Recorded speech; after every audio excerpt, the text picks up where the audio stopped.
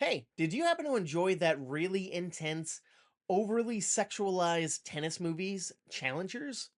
Well, if you did, the director, Mr. Luca Guadagnino, and the writer, Mr. Justin Kritzkis, I'm saying his name wrong, have joined forces again to adapt the William S. Burroughs book, Queer. All right, now, I love Challengers, so I was excited for this movie because I don't know. It stars Daniel Craig in a role that I never expected. All right, it is a period piece movie set in the 50s about a man who is just floundering around in Mexico City. He's drinking, he's getting high, and he's looking for dudes to bang.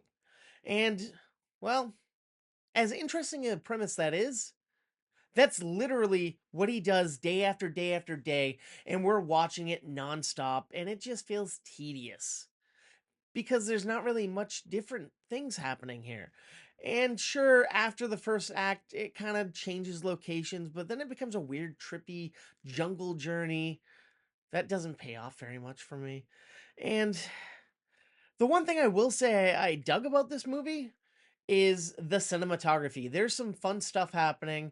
I also enjoyed the settings. They looked lived in, they were fun, it was interesting. And the music is top notch because the Challengers folks are back for this. That's right, Atticus Ross.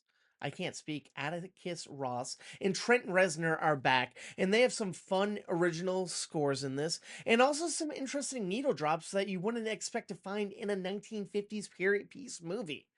Now, I will say it has an interesting cast. Like I said, Daniel Craig is in it.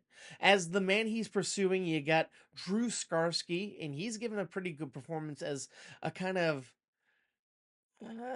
guy who is leading on Daniel Craig. As Daniel Craig's best friend, Jason Schwartzman, almost unrecognizable, almost giving a Zach Galifianakis via the Hangover style performance, and I dug it. Um, Overall, this movie just didn't do it for me. Probably because I don't understand the source material. I never read it, and I hear it's a very dense novel, and I don't know. It's just not my kind of movie, but it could be yours. So check it out if this sounds interesting to you. And if you happen to like movie review podcasts, perhaps you could check mine out. It's called Movie Toast, news and reviews, and we're available wherever you get your podcasts. Thank you, and please stay toasty.